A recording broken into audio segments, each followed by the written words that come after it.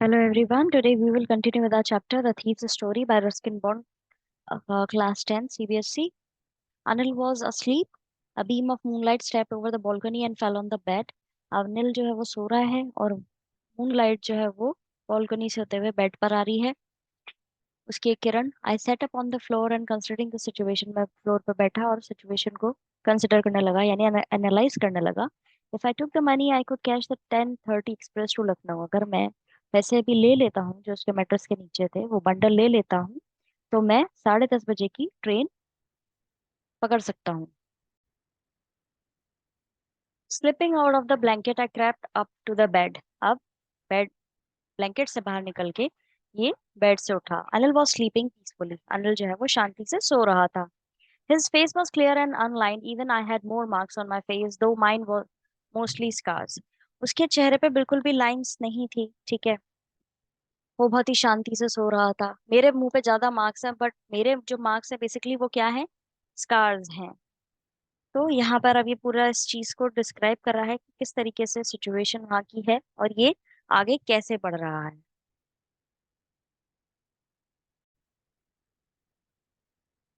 My hand slid under the mattress, searching for the notes. When I found them, I drew them out without a sound. अब इसने अपना हाथ गद्दे के नीचे डाला नोट का बंडल ढूंढने के लिए, और जब इसने हाथ वहां डाला तो उसने कोई भी आवाज नहीं करी। Anil sighed in his sleep and turned on his side towards me. Anil मुड़ा, करवट ली उसने और इसकी तरफ मुड़ गया। I was startled and quickly crawled out of the room. मैं थोड़ा सा सतर्क हो गया और फिर उसके बाद में बाहर निकला। When I was on the road, I began to run. जब मैं रोड पर था तो मैं भागने लगा। I had the notes at my waist, held there by the string of my pajamas. पजामे के नाड़े से मैंने नोटों की बंडल जो थे, गड्डी जो थी, वो अपनी कमर पर बांध रखी थी। I slowed down to walk and counted the notes, 600 rupees and 50s. 600 रुपए थे 50s के नोट में। I could live like an oil rich Arab for a week or two. अब मैं एक ऑयल रिच अरब, अरब यानी कि जो जिनके तेल के कुएं होते हैं, बेसिकली उनके लिए बोला गया है कि मैं उनकी तरह जी सकता हूँ 1 हफ्ते या दो के लिए, 2 हफ्ते के लिए इतने रुपए में।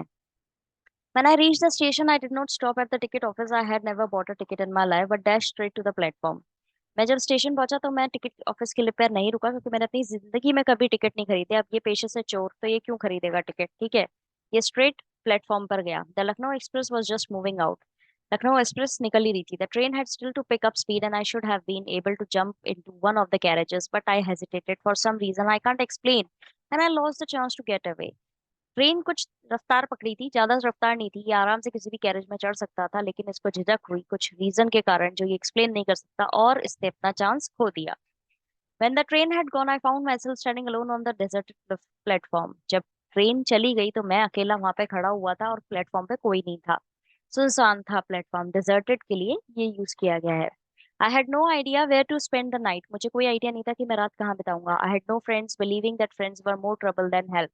मेरे कोई दोस्त नहीं थे, क्योंकि मेरा मानना यह था कि दोस्त जो है वो फ्रेंड्स, फ्रेंड मतलब एक काम नहीं आते बल्कि और ज्यादा दिक्कतें देते हैं, मदद नहीं करते बल्कि मुश्किलें बढ़ाते हैं। And I did not want to make anyone curious by staying at one of the small hotels near the station. और मैं किसी को भी ज्यादा उत्सुकता या किसी को भी संदेह जो है वो नहीं करने देना चाहता था स्टेशन के पास के होटलों में रुक करके।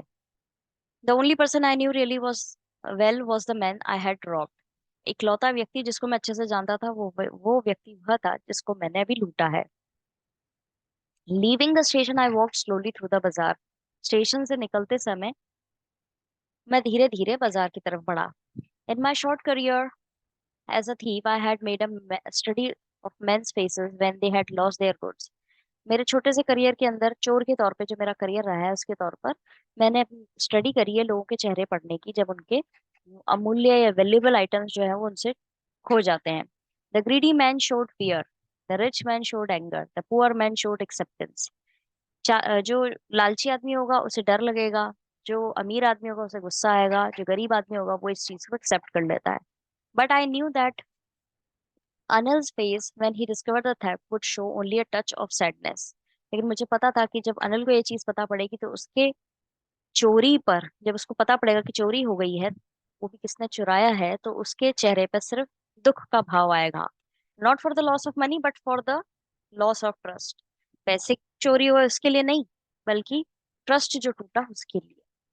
आई found myself in the maidan and sat down on a bench. मैं मैदान में पहुंच गया था और एक बेंच पे बैठा हुआ था। The night was chilly, it was early November. जो रात थी वो बहुत ज्यादा ठंड वाली थी। अर्ली नवंबर था, नवंबर की शुरुआत थी। A light drizzle added to my discomfort। एक हल्की फुल्की बारिश जो है वहां पे शुरू हो गई, जिससे मैं और डिस्कम्फर्ट में आ गया। Soon it was raining quite heavily। और बहुत तेज, जल्दी ही बहुत तेज बारिश होने लगी।